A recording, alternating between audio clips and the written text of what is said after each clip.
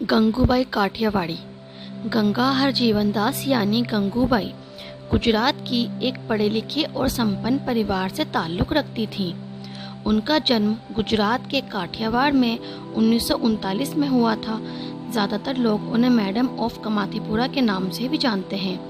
जब गंगूबाई छोटी थीं तब वो बॉलीवुड की अभिनेत्री बनने का ख्वाब रखती थीं और अपना सपना पूरा करने मुंबई आना चाहती थीं।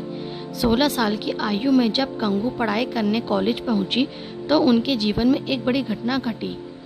गंगू को 16 वर्ष की आयु में ही प्यार हो गया था और उस शख्स का नाम रमनीक लाल था। रमनीक गंगू के पिता के लिए बतौर एक अकाउंटेंट का कार्य करते थे। जब गंगू का प्यार परवान चढ़ा तो उन्होंने रमनीक से शादी करने का मन बनाया और उसके साथ भागकर मुंबई आ गईं।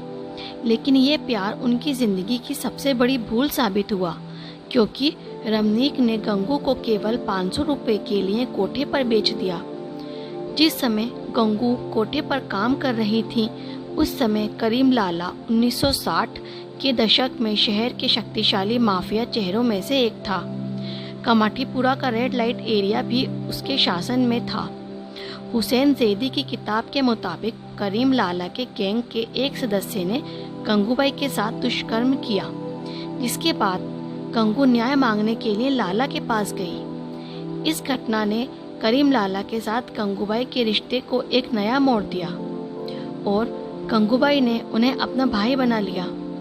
यहाँ तक कि गंगू ने करीम लाला की कलाई पर राखी भी बांधी। भाई का फर्ज अदा करते हुए करीम लाला ने कमाटीपुरा की सत्ता अपनी बहन गंगूबाई के हाथों में सौंप दी। गंगूबाई के कस्टमर ज़्यादातर अंडरवर्ल्ड के माफिया थे, जिसके कारण उन्हें मुंबई की माफिया क्वीन के रूप में भी जाने जाने लगा। माफिया क्वीन कहे जाने के बावजूद गंगू के दिल में महिलाओं के प्रति उदारता कम नहीं हुई।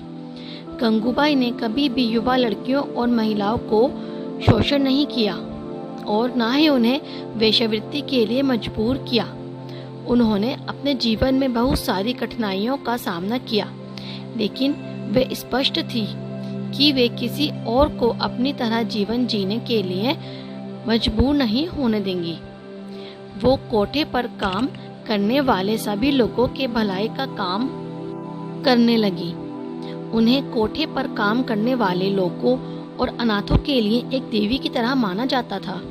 कहा जाता है कि कमाटीपुरा में रहने वाली सभी महिलाएं और बच्चे उनके अपने बच्चों की तरह थे और उन्होंने एक माँ की तरह उनका पालन पोषण भी किया।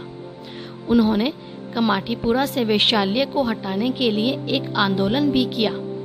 इसलिए आज कमाटीपुरा के लोग उन्हें और उनके द्वारा उनके लिए किए गए कार्यों को याद करते हैं।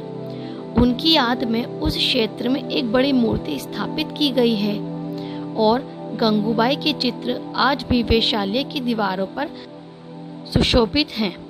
गंगू के विषय में एक बात और प्रचलित है कि एक बार वे तत्कालीन प्रधानमंत्री जवाहरलाल नेहरू से देश में यौनकर्मियों की समस्याओं पर चर्चा करने के लिए संपर्क किया था, जिसके परिणाम स्वरूप पीएम जवाहरलाल नेहरू ने रेड लाइट क्षेत्रों की सुरक्षा के लिए उनके प्रस्ताव को मंजूरी भी दे दी थी।